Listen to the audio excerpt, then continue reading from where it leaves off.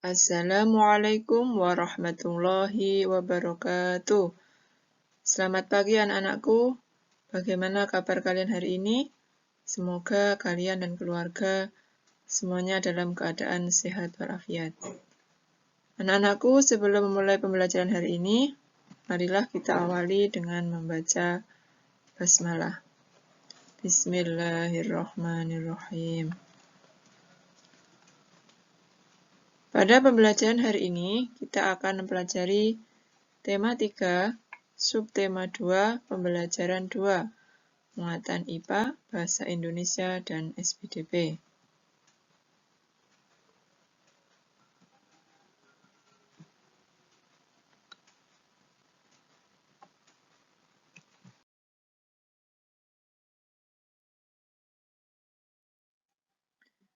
Pernahkah kamu mengalami perut mulas dan harus buang air besar beberapa kali dalam sehari dengan kondisi feses encer? Nah, mungkin ada di antara kalian yang pernah mengalami hal tersebut.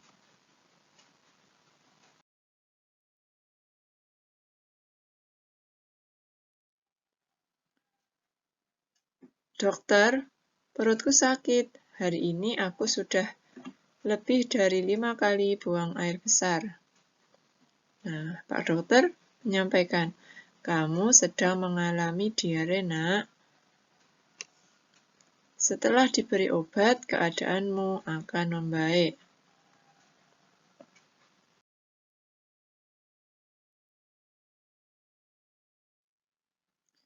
Nah, berarti apa itu diare? Nah, jadi diare adalah penyakit yang ditandai dengan buang air besar yang encer dan lebih sering dari biasanya.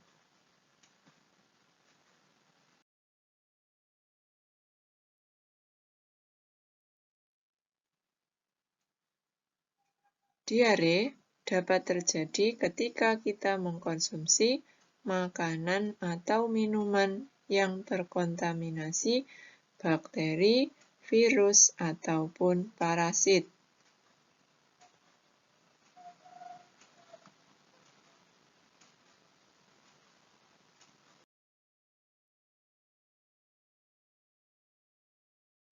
Diare yang parah apabila tidak segera diobati dapat mengakibatkan tubuh kekurangan cairan dan juga dapat menyebabkan kematian.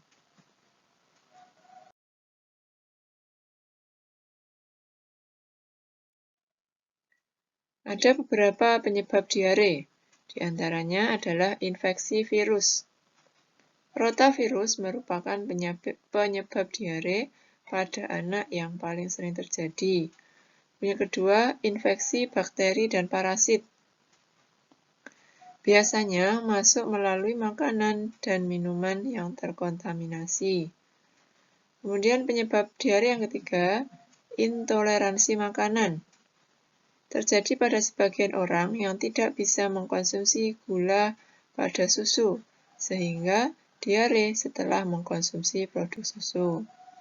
Kemudian ada juga alergi makanan. Biasanya reaksi negatif terhadap obat-obatan. Kemudian penyebab diare berikutnya yaitu penyakit usus. Nah, usus ini menimbulkan diare kronis dengan banyak penyebab. Kemudian penyebab diare yang keenam adalah gangguan usus fungsional atau stres. Nah, jadi ada beberapa penyebab diare. Di antara tadi adalah infeksi virus, kemudian infeksi bakteri dan parasit, intoleransi makanan, alergi makanan, penyakit usus, dan juga gangguan usus fungsional ataupun stres.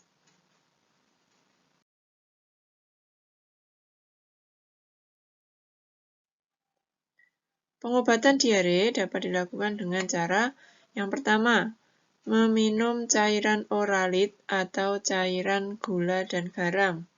Jadi, untuk cairan oralit itu bisa kalian dapatkan di apotek ataupun kalian bisa membuat dengan cairan gula dan garam. Kemudian yang kedua, meminum obat sesuai dengan resep dokter. Nah, kemudian bagaimana untuk mencegah terjadinya diare?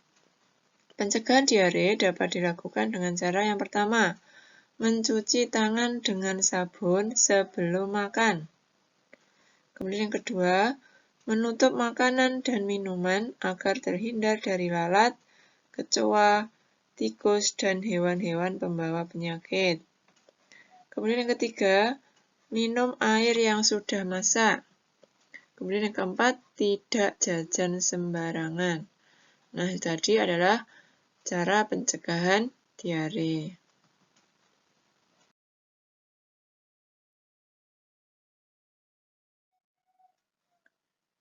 Nah, kalian sudah belajar gangguan pada sistem pencernaan. Penyakit tersebut dapat disembuhkan dengan obat. Banyak perusahaan farmasi yang memproduksi obat.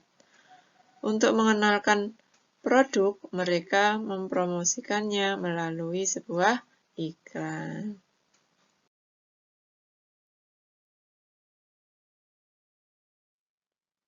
Nah, iklan itu bisa disampaikan lewat media cetak dan juga media elektronik. Untuk media elektroniknya, contohnya diantaranya adalah TV. Seperti tadi, untuk promosi obatnya bisa melalui media cetak, mungkin bisa juga melalui media elektronik yang berupa TV maupun radio.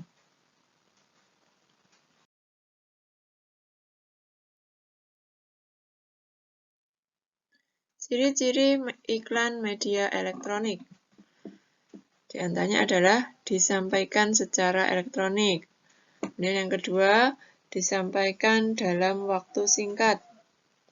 Kemudian yang ketiga, menggunakan bahasa formal dan non-formal. Kemudian yang keempat, kalimat singkat, padat, dan persuasif. Kemudian yang kelima, menggunakan intonasi yang tepat. Kemudian yang keenam, terdapat musik pengiring. Nah, tadi adalah ciri-ciri dari iklan media elektronik. Nah, kemudian untuk tadi yang pertama adalah disampaikan secara elektronik. Nah, disampaikan secara elektronik di sini bisa berbentuk audio seperti iklan di radio, ataupun juga bisa bentuk video dan audio seperti iklan di televisi. Kalau radio itu hanya suaranya saja, tapi kalau di televisi itu bisa terdengar suara dan gambarnya.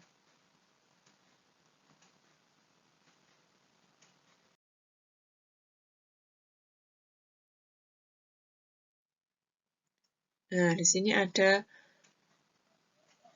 tari piring. Wah, ada iklan tari piring di TV. Nah, ini ada iklan.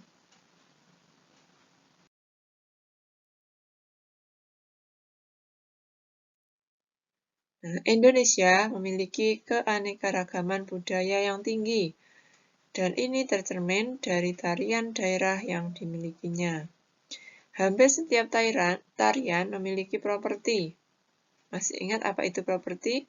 Nah, ini properti tari itu merupakan bagian dari perlengkapan tari yang dipergunakan untuk meningkatkan keindahan sebuah tarian dan untuk memperdalam makna yang terkandung dalam sebuah tarian.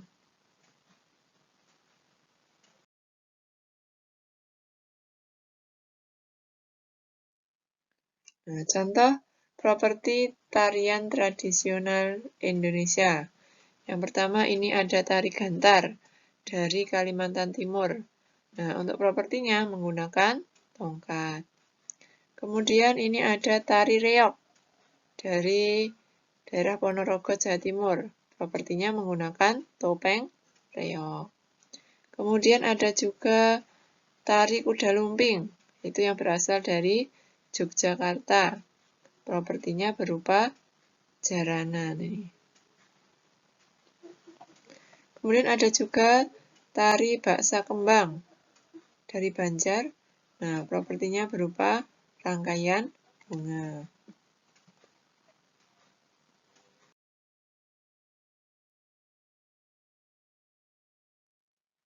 Selanjutnya ada tari jaipong dari Karawang. Nah, ini untuk propertinya menggunakan selendang. Kemudian ada tari serampang 12 dari Sumatera Utara menggunakan properti berupa sapu tangan. Kemudian ada juga tari merak dari Jawa Barat. Nah, propertinya berupa mahkota. Kemudian ada juga tari topeng. Itu berasal dari Cirebon. Propertinya berupa topeng. Nah, dan masih banyak lagi contoh-contoh tarian tradisional yang ada di Indonesia yang menggunakan properti. Baik anak-anakku, untuk pembelajaran hari ini Ustazah cukupkan. Ada kurang lebihnya Ustazah mohon maaf. Tetap semangat untuk terus belajar dan jaga selalu kesehatan. Mari kita akhiri pembelajaran hari ini dengan membaca hamdalah. Alhamdulillahirabbil alamin. Semoga apa yang kita pelajari hari ini bermanfaat bagi kita semuanya. Wassalamualaikum warahmatullahi wabarakatuh.